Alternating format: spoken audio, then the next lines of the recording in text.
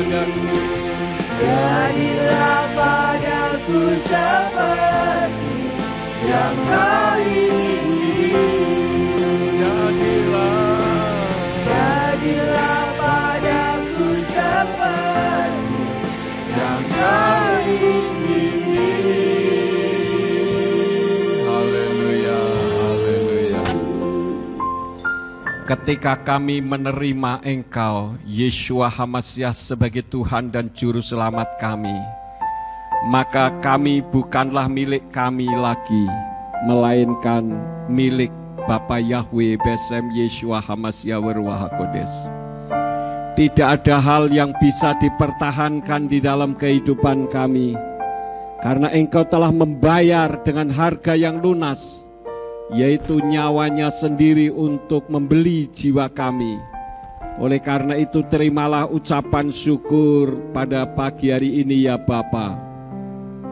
Kami telah memuji dan meninggikan nama-Mu, dan sekarang waktunya untuk kami mendengar isi hati Tuhan. Mari Roh Kudus urapi hamba-Mu, urapi setiap kami yang mendengar firman-Mu dengan urapan yang sama, agar firman yang ditaburkan dapat kami pahami dan kami mengerti, sebagaimana Engkau memberikan pemahaman dan pengertian kepada hamba-Mu.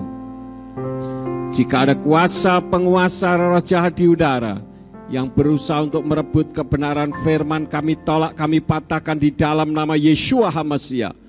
Pergi kau keluar, tinggalkan tempat ini dan tinggalkan setiap hati dan pikiran kami.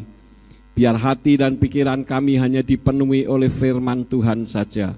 Berikan kemampuan kepada kami bukan hanya untuk mendengar firman-Mu saja, melainkan melakukan di dalam kehidupan kami. Terima kasih Bapa, demi nama Adonai Yeshua HaMashiach kami berdoa dan mengucap syukur. Haleluya. Semua yang percaya katakan amin. Shalom Aleichem. Puji Bapak Yahweh, Bapak Ibu saudara sekalian. Pada pagi hari ini sesuai dengan flyer yang sudah saudara terima, maka saya akan membawa firman yang saya beri judul ikut atau ikut-ikutan. Tetapi sebelumnya kita akan ada penyerahan anak dari Bapak Silvanus Susanto Handayani dengan Ibu Yohana Magda Yobel Kristia untuk menyerahkan anaknya yang bernama Sevanya Gelsi Handayani yang dilahirkan pada tanggal 26 Juli tahun 2022 yang lalu. Untuk itu saya mengundang Bapak Silvanus Susanto Handayani dan Ibu Yohana Magda Yobel Kristia untuk membawa anaknya ke depan. Ya, silakan duduk. Bapak Ibu saudara sekalian yang kekasih, gereja kita, Gereja Pemulihan Firman, tidak ada baptisan anak-anak, karena baptisan itu merupakan tanda pertobatan. Sedangkan anak-anak, apalagi sekecil ini, belum tahu apa itu bertobat. Lalu apa yang dilakukan? Pada zaman Yeshua HaMashiach ada di atas muka bumi, Yeshua HaMashiach menerima anak-anak yang dibawa oleh orang tua masing-masing untuk diberkati. Dan kita jangan menganggap enteng anak-anak. Terkadang kita menganggap, wah masih anak-anak Pak, nggak usah dibawa ke gereja, kasihan, biasa kalau setiap harinya bangunnya pagi sekolah, ini hari Minggu libur, biarlah dia bangun siang. Kalau kita membiarkan anak-anak kita membiasakan seperti itu, cepat atau lambat, sekali waktu kelak kita akan kecewa dengan anak kita. Tetapi ketika kita mendisiplin anak kita, maka setelah dewasa anak itu akan menjadi kebanggaan orang tuanya. Di dalam kitab suci, di dalam kitab Matius atau Matius pasal 18 ayat 1 sampai ayat yang keempat, di sana berbunyi demikian. Pada waktu itu para murid datang kepada Yeshua seraya berkata, siapakah kelak yang terbesar dalam kerajaan surga? Dan seraya memanggil seorang anak kecil, Yeshua memberdirikannya di tengah-tengah mereka dan berkata, sesungguhnya aku mengatakan kepadamu, jika kamu tidak berubah dan menjadi seperti anak kecil ini, kamu sekali-kali tidak dapat masuk ke dalam kerajaan surga. Oleh karena itu, siapa saja yang merendahkan dirinya seperti anak kecil ini, dialah yang terbesar dalam kerajaan surga. Saudara bisa buktikan bahwa seorang anak begitu polos di hadapan Tuhan ketika anak itu tidur. Saudara bisa lihat wajahnya. Wajahnya lugu, penuh dengan kekudusan, ya. Itulah wajah anak-anak. Dan ketika kita sejak kecil mendidik anak-anak kita di jalan Tuhan, kelak anak-anak kita akan bisa menjadi berkat. Bukan hanya untuk orang tuanya, tetapi juga untuk Tuhan, untuk jemaat, dan untuk semua jiwa-jiwa yang ada. Karena itu, ajar anak-anak untuk belajar disiplin di dalam mengasihi Tuhan. Saya diizinkan Tuhan memiliki 3 orang anak yang sejak kecil saya didik untuk takut akan Tuhan. Dulu waktu saya masih jadi pengusaha, setiap bulan 1 kali saya diminta untuk pelayanan di Semarang, di salah satu gereja sinode kita yang lama, dan jam 4 pagi saya sudah berangkat, saya bawa mobil, anak-anak saya taruh kasur di belakang, mereka tidur di belakang, dan saya didik mereka untuk takut akan Tuhan. Dan hasilnya seperti yang Bapak Ibu Saudara sekalian lihat, bagaimana anak-anak yang Tuhan percayakan untuk saya pelihara, mereka diberkati oleh Bapak Yahweh. Karena itu saya bersyukur kalau pagi ini Bapak Silvanus Susanto Handayani dan Ibu Yohana Magda Yobel Kristia menyerahkan anaknya yang bernama Stefania Gelsi Handayani kepada Bapak Yahweh. Saya yakin anak ini kelak akan dipakai Tuhan dengan caranya Tuhan yang luar biasa. Oleh karena itu kita akan menyerahkan kepada Bapak Yahweh. Saya mengundang Bapak Ibu Saudara sekalian untuk bangkit berdiri bersama-sama, termasuk Pak Silvanus dan Ibu Yohana. Arahkan tangan saudara ke depan. Bapa Sorgawi, sebagai wakil Tuhan, kami menyerahkan anak Stefania Gelsi Handayani ini ke dalam tangan-Mu. Engkau memberkati anak ini dengan otoritas dari tempat yang maha tinggi. Kami menjamah di dalam nama Yahweh Elohim, Yeshua Hamashiach dan Ruach HaKodes. Kiranya pemeliharaan penjagaan Bapak Yahweh boleh nyata atas anak ini, sehingga anak Stefania Gelsi Handayani dalam keadaan sehat senantiasa, dipakai Tuhan dan bahkan menjadi berkat bagi jiwa-jiwa yang ada di sekitarnya. Kami berdoa untuk kedua orang tuanya, untuk Bapak Silvanus Susanto Handayani, Tuhan berkati, beri hikmat akal budi, supaya dapat mendidik anaknya untuk berada di jalur Tuhan dan takut akan Tuhan. Kami menyerahkan untuk Ibu Yohana Magda Yobel Kristia, Engkau beri hikmat akal budi kepadanya untuk dapat mendidik anaknya untuk takut akan Tuhan. Kami menyerahkan keluarga ini ke dalam tangan-Mu. Biarlah keluarga ini menjadi keluarga yang berbahagia. Tuhan anugerahkan berkat-berkat di dalam kehidupan mereka, sehingga mereka menjadi keluarga yang menjadi contoh, menjadi berkat bagi jiwa-jiwa yang ada. Terima kasih Tuhan, Engkau telah menerima anak Stefania Gelsi Handayani. Mulai hari ini dia milik Tuhan.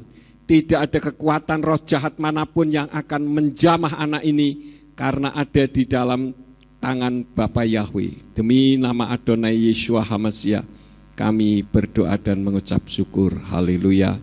Amin. Selamat. Selamat ya.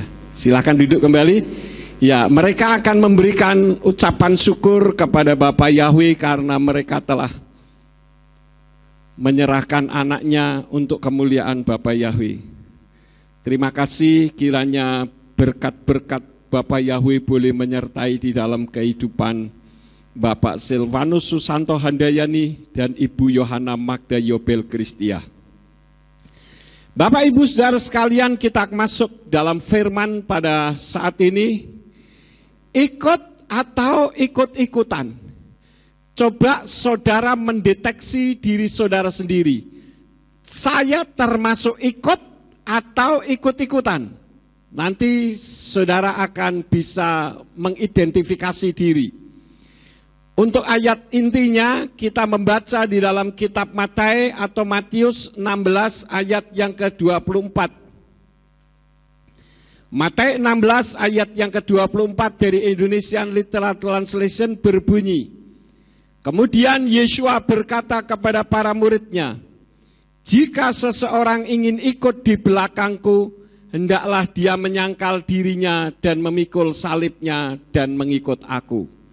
Saya garis bawahi dan tekankan kitab Indonesian Literal Translation. Saya perkenalkan karena masih banyak yang tidak paham. Ada orang yang mengatakan bahwa kitab suci selain Yayasan Lembaga Alkitab Indonesia adalah kitab sesat. Ini adalah statement orang yang tidak mau belajar firman Tuhan. Apalagi mengatakan Indonesian Literal Translation adalah kitab suci sesat. Saya ingin beritahu kepada Bapak Ibu Saudara sekalian yang belum memahaminya, kalau jemaat di tempat ini sudah tahu.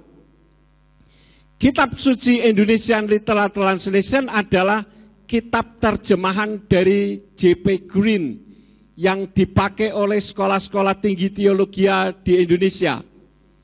Perjanjian lamanya interlinier bahasa Ibrani, perjanjian barunya interlinier bahasa Yunani. Jadi kalau ada orang mengatakan kitab suci yang dipakai oleh Pak Yakub adalah kitab sesat, menunjukkan kalau dirinya tidak mengerti apa-apa. Dan secara tidak langsung mengatakan bahwa sekolah tinggi teologi di Indonesia juga sesat karena menggunakan kitab ini, J.P. Green, yang diterjemahkan dengan Indonesian Literal Translation. Nah, saya ulang sekali lagi Bapak Ibu Saudara sekalian, Matius 16 ayat yang ke-24.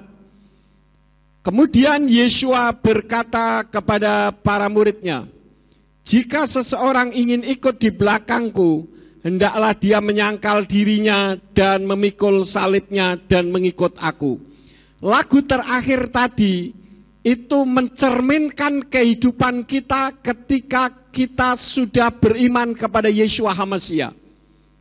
Ketika kita beriman kepada Yeshua HaMashiach, maka kita sudah dibeli dengan harga yang lunas dan dibayar dengan nyawanya Yeshua HaMashiach. Artinya kita sudah bukan menjadi milik kita lagi, tetapi milik Elohim. Karena itu Yeshua katakan, hendaklah dia menyangkal diri, memikul salib dan mengikut aku.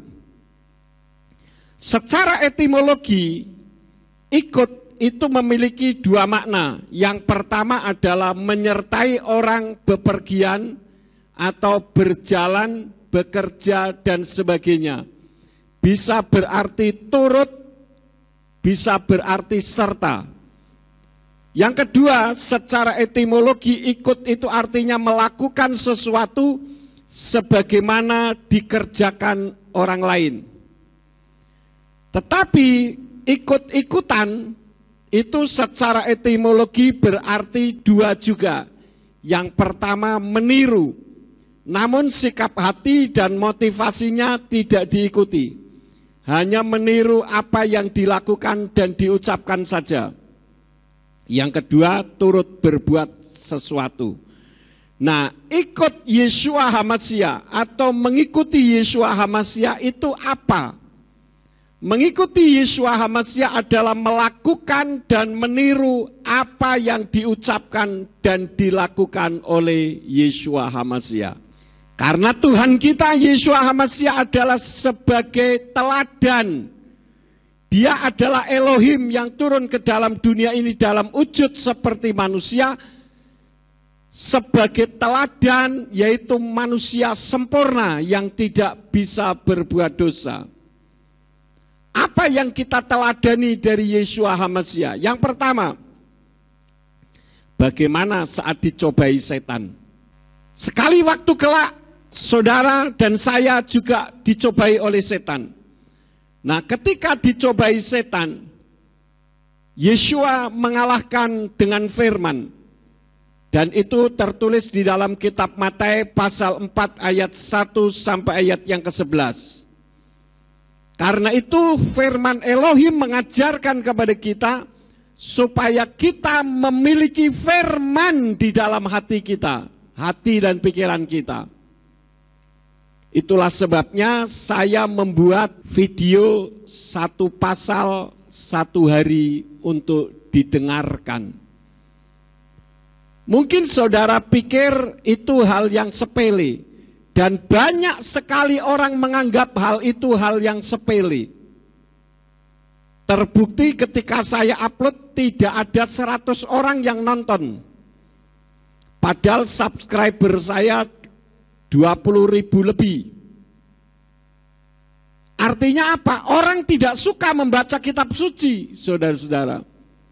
Karena kitab suci dianggap sesuatu yang membosankan kalau dibaca. Tidak ada manfaatnya, tidak ada faedahnya. Sehingga otak kita jadi kosong.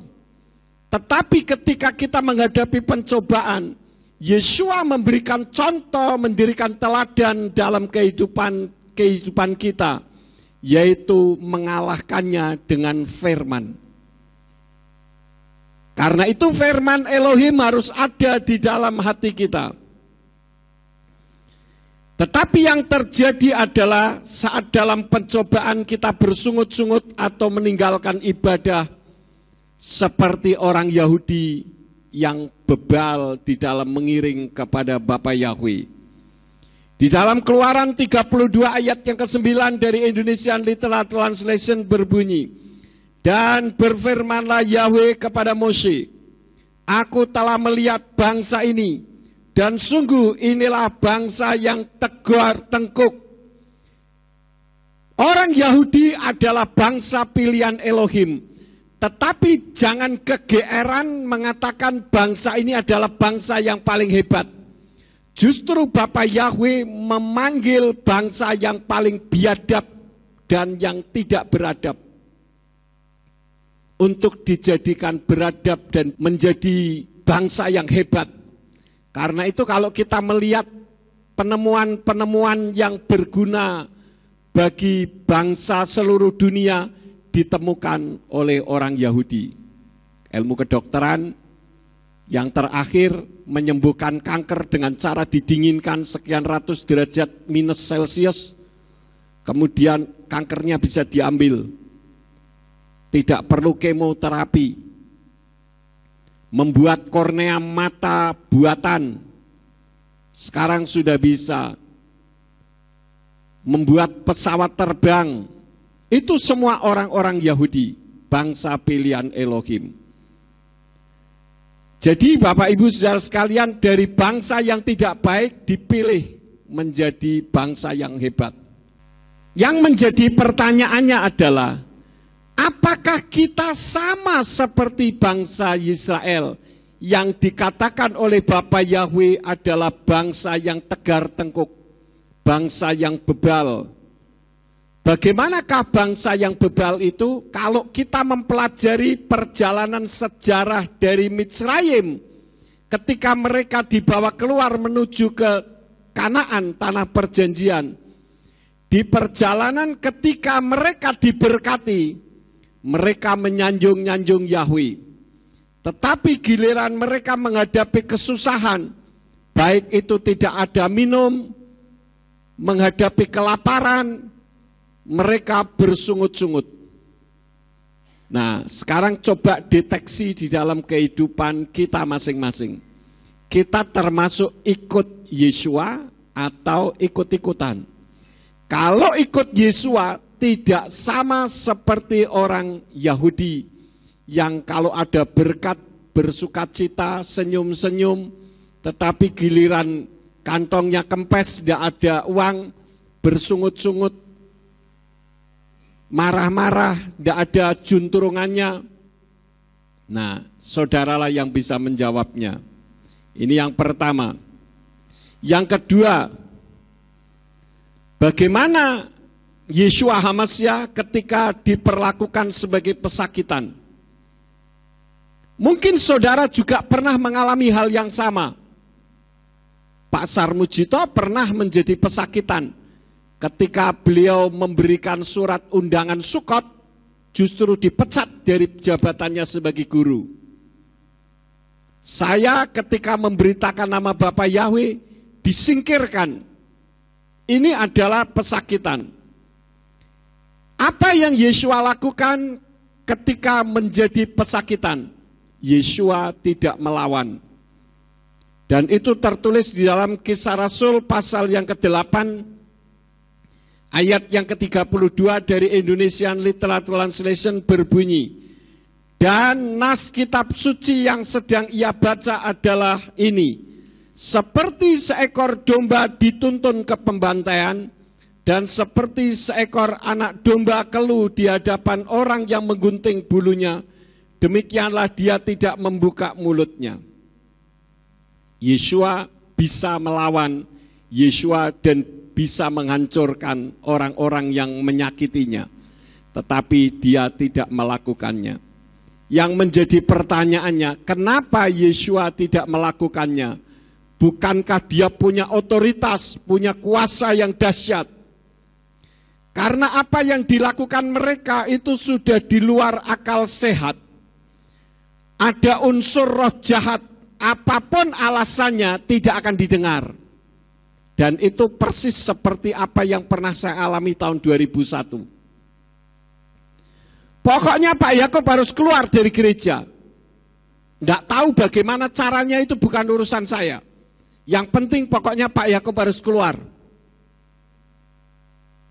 Ketika saya disidang oleh majelis daerah di Bandungan, saya dapat undangan, dan pada saat saya menerima undangan itu jam 6 sore, saya datang jam 6 sore. Jam 6 sore saya tidak diurusi, mereka rapat sampai jam setengah 10 malam. Setelah jam setengah 10 malam, terakhir sekarang agendanya adalah ngurus Pak Yakub. Ngurus Pak Yakub.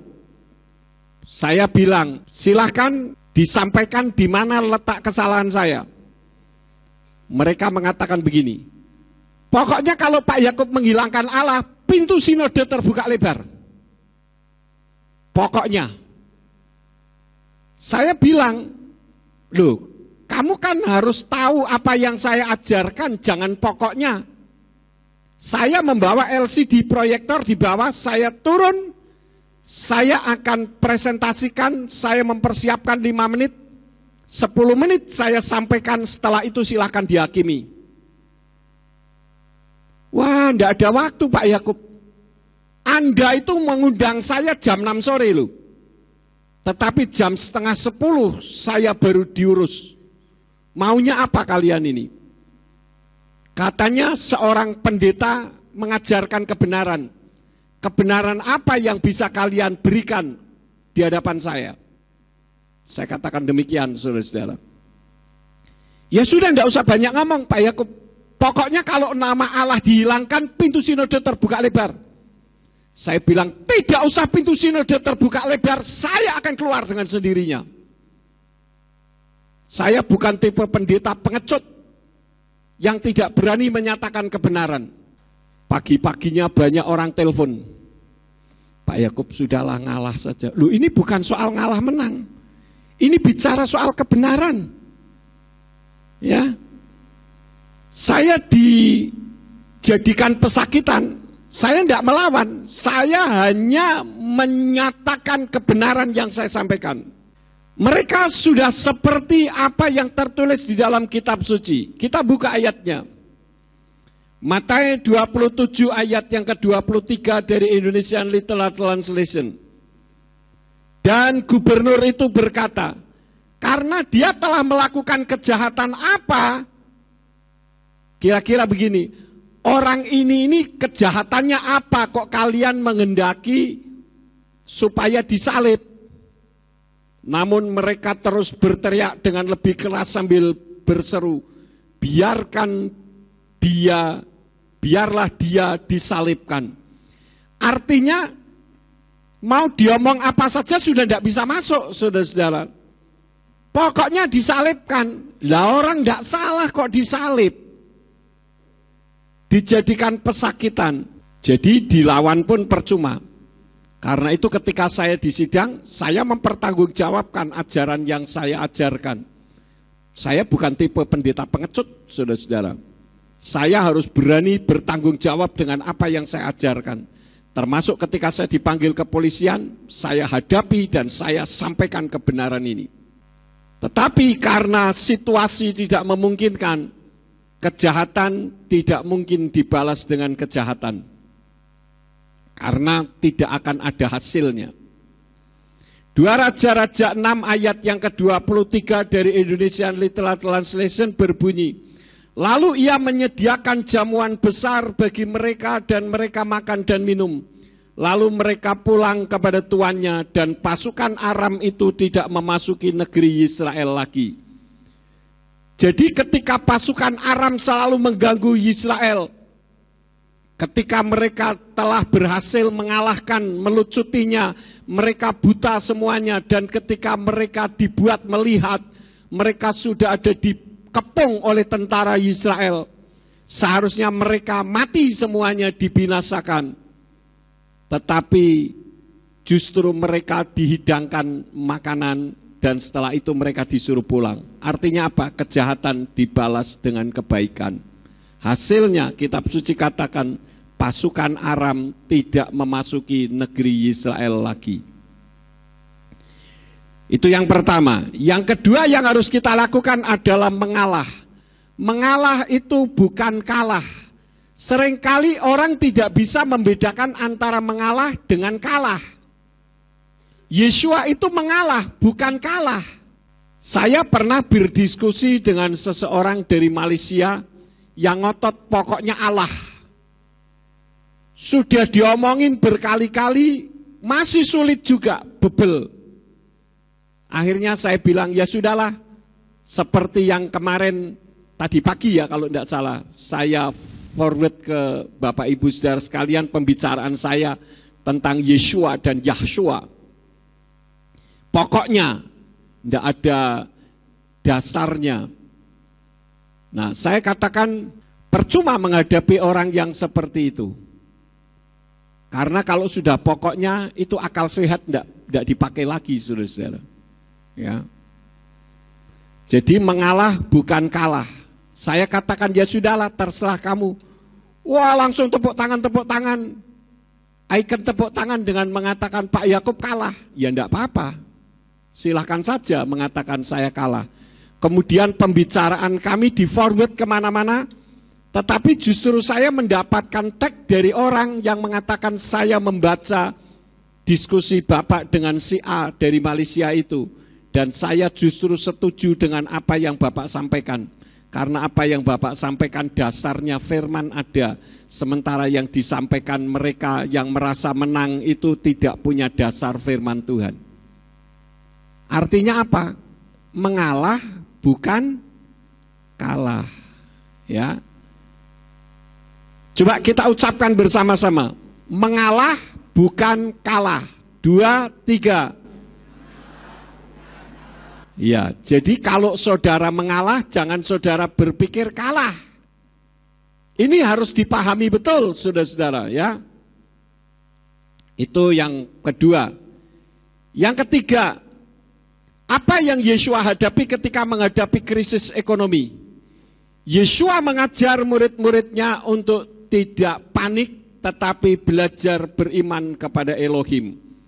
Dan itu tertulis di dalam kitab Matius 14 ayat 15 sampai 18 dari Indonesian Literal Translation yang berbunyi, dan ketika menjelang malam datanglah para muridnya kepadanya seraya berkata, tempat ini sunyi dan waktu sudah semakin larut. Suruhlah kerumunan orang itu pergi ke desa-desa agar dapat membeli makanan bagi mereka sendiri.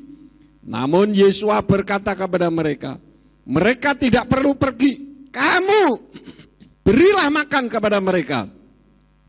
Akan tetapi mereka berkata kepadanya, di sini kita tidak punya apa-apa kecuali 5 roti dan 2 ikan.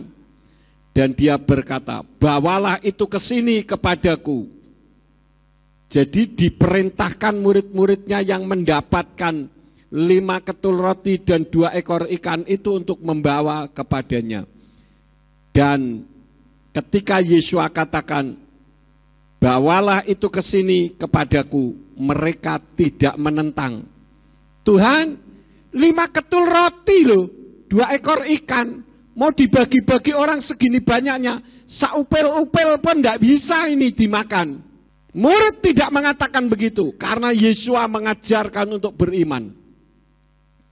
Mungkin ada di antara saudara pada hari ini mengalami krisis ekonomi. Apakah kita beriman? Dan saya seringkali katakan di dalam mengiring kepada Yeshua HaMashiach itu aneh. Kalau saudara mencari uang, saudara tidak akan mendapatkan uang dan saudara akan kecewa. Tetapi kalau mencari kerajaan Elohim dan kebenarannya, maka semuanya akan ditambahkan kepadamu. Jadi ini berbicara tentang sikap hati dan motivasi.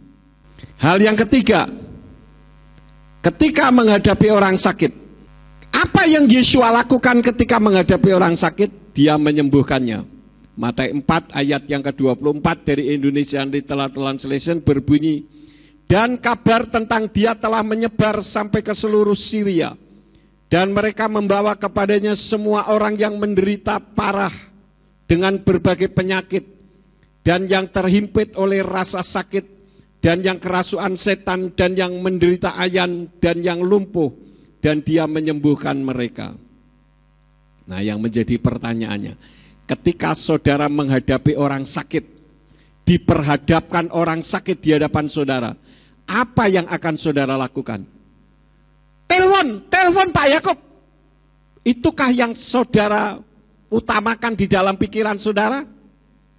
Ataukah saudara akan berkata, mari sini datang, saya akan berdoa untuk penyakitmu. Nah, ini berbicara tentang ikut atau ikut-ikutan.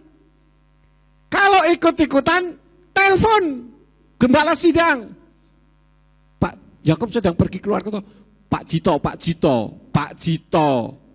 Jadi tidak punya inisiatif.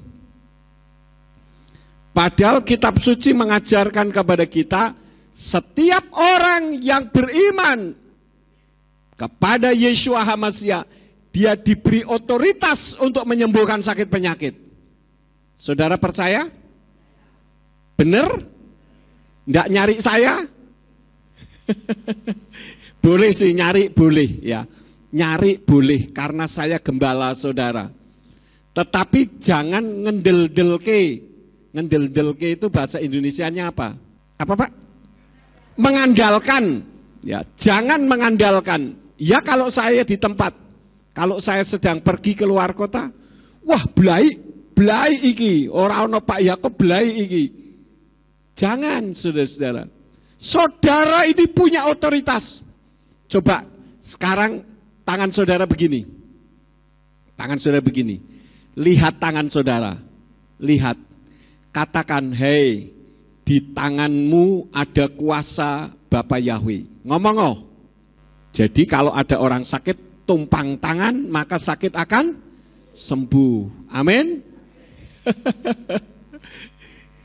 Opo iya yo, nek sakitnya panu mungkin. Saya kalau mendoakan orang sakit, saya ndak mau poseng orang itu mau sembuh atau ndak. Kalau ndak sembuh bukan urusan saya, sembuh pun bukan urusan saya. Bisa dipahami. Jadi kalau ada orang mendoakan sembuh, saya itu saudara sudah berdosa di hadapan Tuhan. Karena kita tidak punya otoritas. Saudara bisa buktikan. Dalam nama Yakub Sulistyo, semua sakit penyakit keluar. Sampai mulutmu kemeng, sampai meniren, sampai kram, tidak akan sembuh. Karena nama saya tidak punya otoritas. Tapi nama Yahweh Besem Yeshua HaMashiach sangat besar otoritasnya. Jadi kalau sembuh yang menyembuhkan siapa? Bapak Yahweh, bukan saudara. Yang ada di dalam diri kita adalah iman. Saya mendoakan kamu sembuh. Sudah. Mau sembuh silakan, tidak sembuh silakan, itu urusan orang itu dengan Tuhan, dengan Bapak Yahweh. Bisa dipahami saudara-saudara? Sekarang yang keempat. Ketika menghadapi orang yang dirasuk setan, Yeshua mengusir setannya. Matius 8 ayat yang ke-16 dari Indonesian Literal Translation dikatakan, dan ketika menjelang malam, mereka membawa kepadanya banyak orang yang kerasukan setan, dan dia mengusir roh-roh itu dengan sepatah kata, dan dia telah menyembuhkan semua orang yang menderita sakit. Yang menjadi pertanyaannya, saudara ikut atau ikut-ikutan? Kalau ikut berarti saudara berani mengusir? Berani mengusir? Tenane. Tapi medeni kok Pak, matanya merah Pak. Menakutkan. Kalau saudara berhadapan dengan orang yang dirasuk setan, tatap matanya. Jangan saudara dingkluk, tatap matanya dalam nama Yeshua HaMashiach. Itu setan akan meredup. Saya sudah sering kali katakan setan itu seperti anjing. Kalau saudara dikejar anjing, saudara lari, anjingnya tambah semangat. Tetapi kalau saudara dikejar anjing, saudara duduk, jongkok, saudara langsung mendatangi anjing itu, maka anjing itu akan mundur dan dia akan lari terbirit-birit. Itulah setan. Kalau kita takut, setan akan menyerang kita. Saya pernah mendoakan seseorang, ada 2 orang, yang satu didoakan, rohnya pergi, tapi karena yang satu takut, rohnya pindah ke orang itu. Orang itu punya ajian gelap sewu. Dia bisa menghilang, tidak kelihatan. Dan ketika transfer rohnya, matanya dibenjet-benjet, dibilang, Pak Yakub, mata saya tidak bisa lihat. Padahal matanya membuka lebar. Karena transfer roh. Kenapa bisa terjadi seperti itu? Karena takut, saudara-saudara. Ya. Padahal Tuhan memberikan otoritas. Lukas 10 ayat 19 dari Indonesian Literal Translation katakan, lihatlah, aku memberikan kepadamu otoritas untuk menjejakkan kaki di atas ular dan kalajengking dan atas segala kuasa musuh. Dan bahkan tidak ada sesuatu pun yang dapat melukai kamu. Tidak ada kuasa setan manapun yang mampu menjamah kita. Kalau kita beriman dalam perlindungan Bapa Yahweh. Itu ketika menghadapi orang dirasuk setan.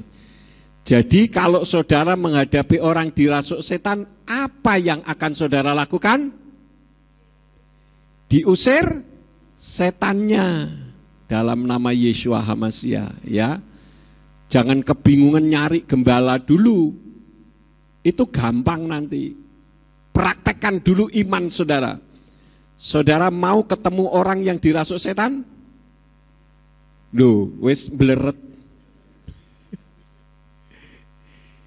Nanti saya berdoa supaya saudara dipertemukan dengan orang-orang yang kerasukan setan. Blai iki. Kalau saudara beriman, setan mau 1000, 2000, enggak ada apa-apanya saudara-saudara. Yang penting jangan takut. Jangan ketika orang yang melotot matanya langsung mundur. Bisa ngerasui saudara. Yang penting tidak boleh takut ya. Jemaat Gereja Pemulihan Firman Surya Kebenaran adalah orang-orang yang punya otoritas dari Bapa Yahweh. Sekarang yang kelima, saat dicaci maki. 1 Kepa 2 ayat yang ke-23 dari Indonesian Literal Translation dikatakan, dia yang dicaci maki, dia tidak mencaci maki kembali. Meskipun menderita, dia tidak mengancam, melainkan dia menyerahkan kepada dia yang menghakimi dengan adil. Yesua ketika dicaci maki, dia tidak membalas dengan caci maki. Kenapa tidak membalas dengan caci maki? Karena caci maki itu sampah rohani. Menabur sampah akan menuai sampah. Karena itu saya menjadi satu pegangan prinsip, kalau saya menyampaikan firman, mau di depan saya 1 orang, 2 orang, atau ribuan orang, no problem.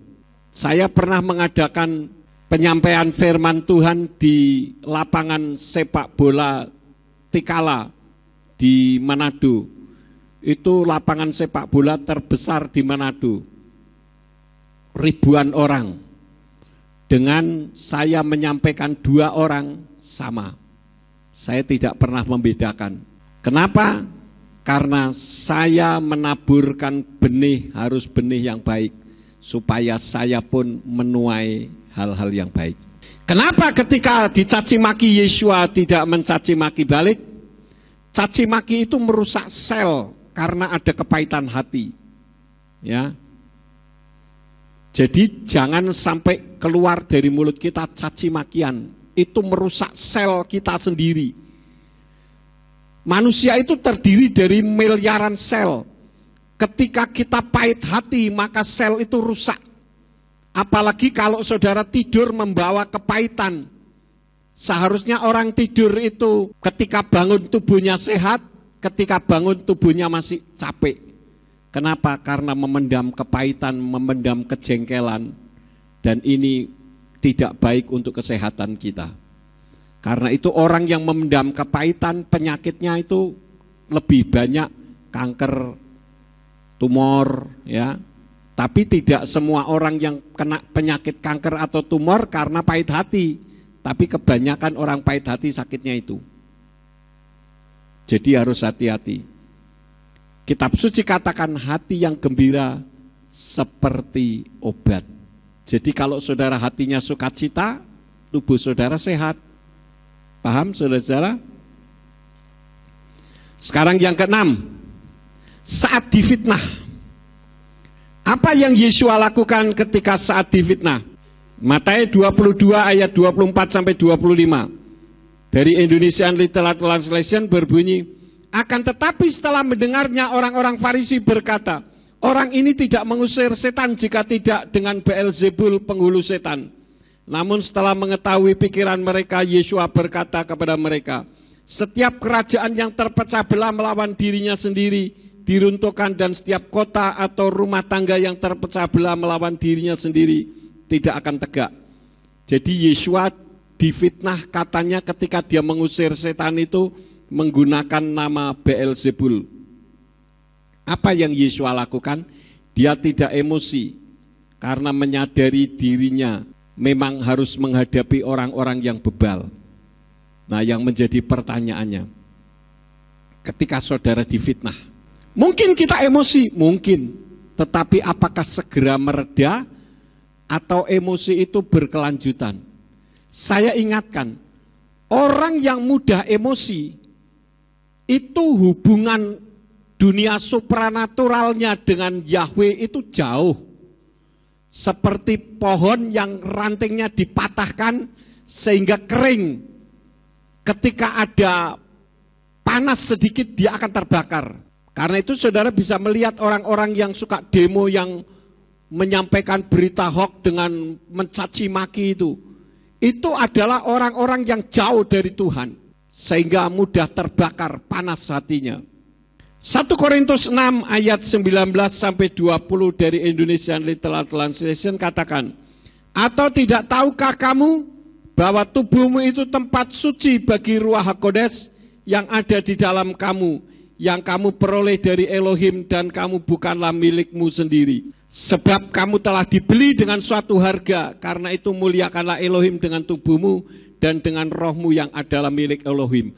Jadi saudara dan saya miliknya siapa? Miliknya siapa? Miliknya Elohim, Bapa Yahweh.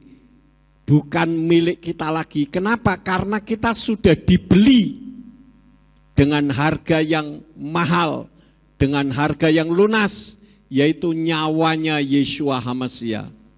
Jadi ketika saudaramu marah, tanya dulu sama Tuhan, boleh enggak saya marah? Saya bersyukur ada seorang tua namanya Bu Yono. Bu Yono ini menurut kesaksian anak-anak menantunya, itu dulu suka marah-marah, sering marah-marah.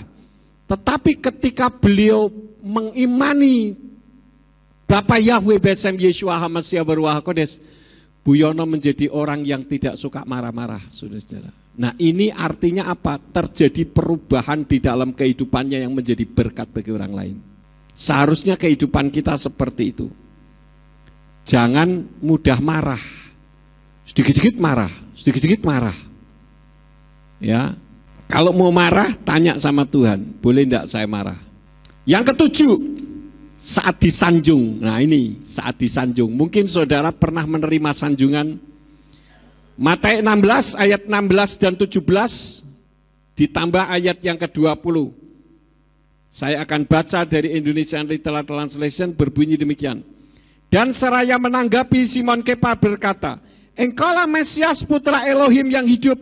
Dan seraya menanggapi, Yeshua berkata kepadanya, berbahagialah kamu Simon bin Yonah, karena daging dan darah tidaklah menyingkapkannya kepadamu, melainkan Bapakku yang di surga. Kemudian dia memberi perintah kepada muridnya, agar mereka tidak mengatakan kepada siapapun bahwa dia adalah Yeshua Sang Mesias. Yang menjadi pertanyaannya, ketika ada orang menyanjung saudara, apa yang saudara lakukan? Saya, gitukah? Siapa dulu dong? Begitukah? Atau kita katakan segala hormat, kemuliaan hanya untuk Bapa Yahweh? Karena kita menyadari kita tidak ada apa-apanya.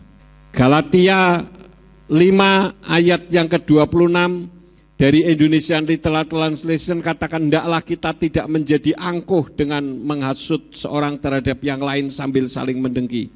Terjemahan Yayasan Lembaga Alkitab Indonesia katakan, janganlah kita gula hormat, janganlah kita saling menantang dan saling mendengki. Saya ingatkan, sanjungan itu bisa menjatuhkan. Ya, sanjungan itu bisa menjatuhkan. Jadi jangan gila hormat. Coba kita ucapkan bersama-sama, sanjungan bisa menjatuhkan. Bersama, 2, 3. Karena orang jadi lupa diri. Dan saudara ingat, ketika seseorang sombong, dia tidak menyadari kalau dirinya sudah berdosa. Orang membunuh, dia tahu kalau dirinya membunuh. Orang mencuri, dia tahu kalau dirinya mencuri. Orang berzina, dia tahu kalau dirinya berzina. Tapi orang sombong, dia tidak tahu kalau dirinya sedang sombong. Dan ini adalah sifatnya Hillel bin Sakar. Sifatnya penghulu malaikat yang memberontak kepada Elohim. Karena itu Tuhan membenci orang-orang yang sombong. Yang ke-8, ketika ada orang sombong berada di depan saudara, apa yang Yeshua lakukan? Di dalam kitab Matius 26 ayat 33 dan 35 demikian bunyinya. Dan sambil menanggapi, Kepa berkata kepadanya, bahkan jika semua orang tersandung olehmu, aku tidak akan pernah tersandung. Kepa berkata kepadanya, bahkan jika seharusnya aku mati bersamamu, aku sama sekali tidak akan menyangkal engkau. Semua murid pun mengatakan seperti itu juga. Ini provokator, saudara-saudara, Kepa. Pokoknya hidup matiku untuk Tuhan. Benarkah seperti itu? Apa jawaban Yeshua?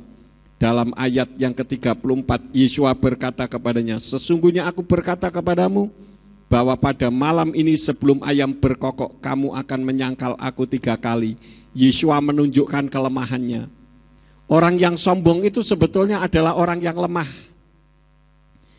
Kenapa orang sombong itu orang yang lemah? Karena dia ingin menutupi kelemahannya dengan kesombongannya. Bisa dipahami, saudara-saudara? Kalau orang yang kuat, nggak perlu tunjuk-tunjukkan. Saudara bisa lihat karateka sabuk hitam, dipukul jebret, diam aja. Karena dia tahu tangannya berkuasa. Sekali pukul orang masuk rumah sakit atau game over. Masuk ke kuburan. Tetapi coba kalau orang yang sabuknya putih, wah petentang-petenteng, peletak-peletik. Ya kan? Karena tidak ada ilmunya. belajar menjadi seperti padi. Ada filsafat padi, semakin berisi dia semakin menunduk. Ya, itu yang harus ada di dalam kehidupan kita. Kalau untuk menyatakan kebenaran, go ahead, silahkan. Seperti apa yang saya sampaikan, saya forward ke saudara tentang Yeshua. Kita menyatakan kebenaran. Nah, sekarang yang menjadi pertanyaannya, bagaimana jika ikut-ikutan? Apa yang tadi saya sampaikan adalah kalau kita ikut Yeshua HaMashiach. Bagaimana kalau ikut-ikutan? Yohanes 6 ayat yang ke-26 dari Indonesian Literal Translation dikatakan, Yeshua menjawab dan berkata kepada mereka, sesungguh-sungguhnya aku berkata kepadamu, kamu mencari aku bukan karena kamu telah melihat tanda-tanda, melainkan kamu telah makan dari roti itu dan kamu telah dikenyangkan. Jadi orang yang ikut-ikutan adalah orang yang mencari Tuhan, menjadi orang Kristen Nasrani hanya untuk mencari keuntungan. Ketika saudara tidak mendapatkan keuntungan, saudara tinggalkan gereja, saudara tinggalkan ibadah, bahkan saudara tinggalkan persekutuan-persekutuan. Ini orang yang ikut-ikutan. Ya. Dan saya katakan di dalam Tuhan, sekali lagi saya katakan, kalau saudara pergi ke gereja, khususnya di tempat ini, untuk mencari uang, saudara akan kecewa dan tidak akan mendapatkan. Tetapi kalau saudara mengutamakan kebenaran, mencari kerajaan Elohim, maka uang yang akan mencari saudara. Sekarang milih, saudara mau dicari uang atau saudara mencari uang? Yang benar dicari uang dengan iman, saudara-saudara, ya. Termasuk orang-orang yang mengatakan, saya tahu Pak, Yahweh itu benar, saya tahu 100%. Tapi nantilah wait and see dulu. Ini adalah ikut-ikutan. Nanti kalau sudah banyak, baru saya ngikut. Ini ikut-ikutan. Kita kan tidak, kita leader, pemimpin, supaya orang mengikuti kita. Karena apa yang saya ajarkan adalah kebenaran firman. Dan itu merupakan sesuatu yang mutlak. Saya berani mempertanggungjawabkan secara teologis. Karena itu berbahagialah saudara, karena saya tidak membohongi saudara. Banyak pendeta membohongi umatnya, dan umatnya senang lagi dibohongin. Karena itu, mari kita ikut Yeshua HaMashiach, bukan ikut-ikutan. Saya tidak akan memperpanjang firman, biarlah firman ini akan memberkati di dalam setiap kehidupan kita. Amin buat firman Tuhan. Mari kita bangkit berdiri bersama-sama. Saya mengundang pelayan perjamuan kudus untuk maju ke depan. Kita naikkan pujian Beruah Elohim. Beruah Elohim, baru kabar, baru kabar.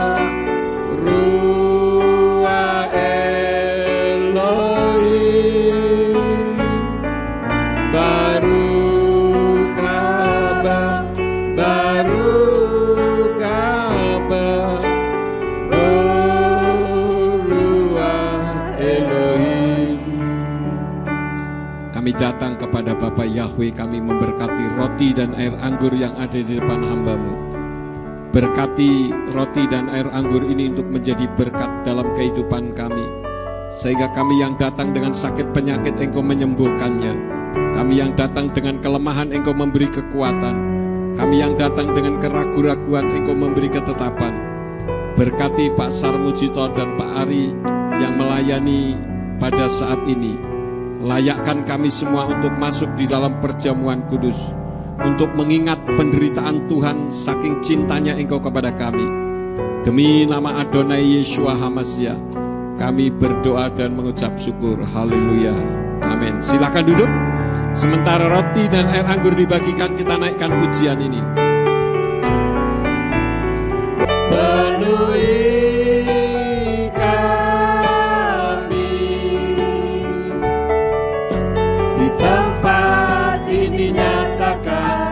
kasih dan anugerah-Mu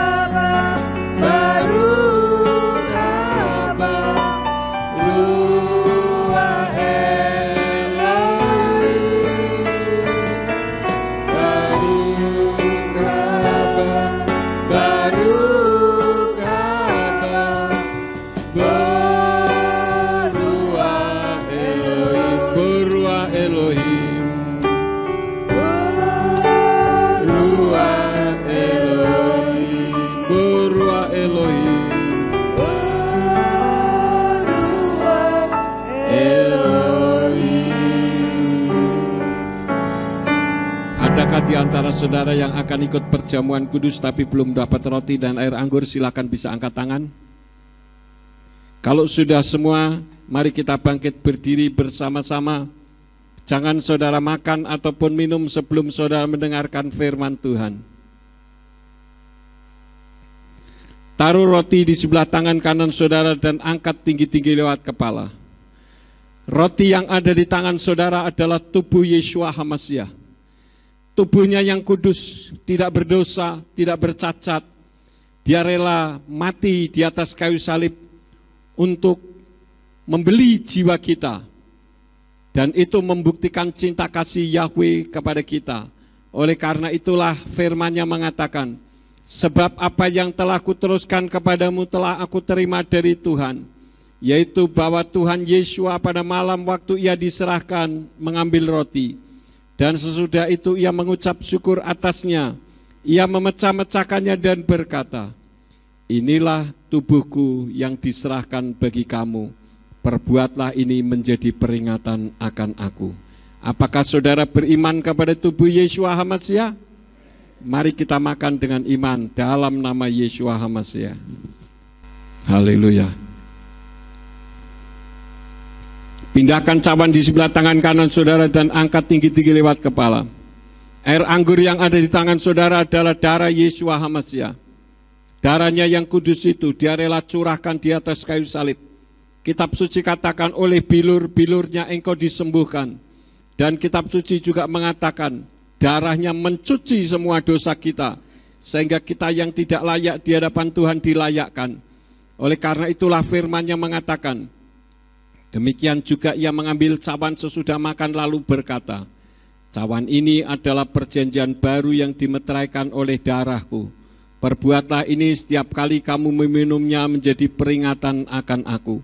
Sebab setiap kali kamu makan roti ini dan minum cawan ini, kamu memberitakan kematian Tuhan sampai ia datang. Apakah saudara beriman kepada darah Yeshua HaMashiach? Mari kita minum dengan iman dalam nama Yeshua HaMashiach. Terima kasih Tuhan, kami mengucap syukur atas pengorbanan Yeshua HaMashiach, sehingga kami yang tidak layak dilayakkan, kami yang seharusnya binasa dihidupkan oleh kebinasaan-Mu. Terima kasih Bapa.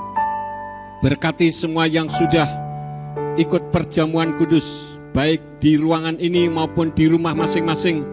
Tuhan berkati supaya kemuliaan Bapa boleh senantiasa dinyatakan dalam kehidupan kami.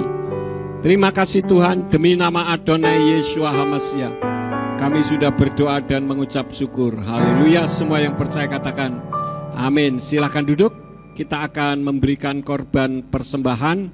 Tatangan nanti saya serahkan kepada pemimpin pujian. Mari kita akan berikan persembahan, kita angkat pujian. Pilihanku, haleluya. Amin.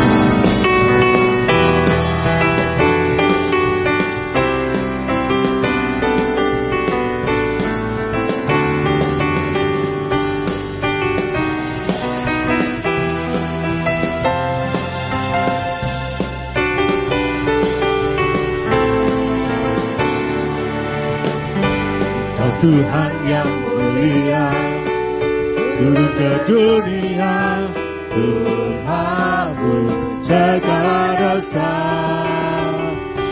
Kau beri keselamatan, beri kesempatan, kasih-Mu mengubahkan. Jika ku akui semua dosaku, maka Kau adalah setia dan adil. Kau akan mengampuni dan sucikan dari segala yang jahat. Oh, tak mau ku hidup bagi dunia ini lagi. Tak ingin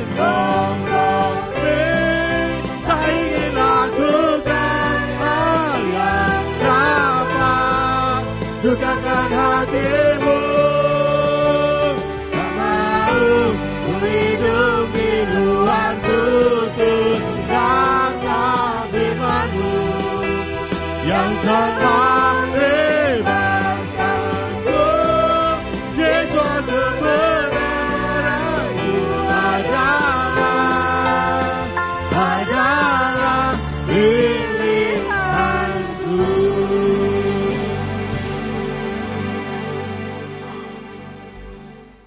Baik, Bapak Ibu Saudara sekalian, kita akan akhiri.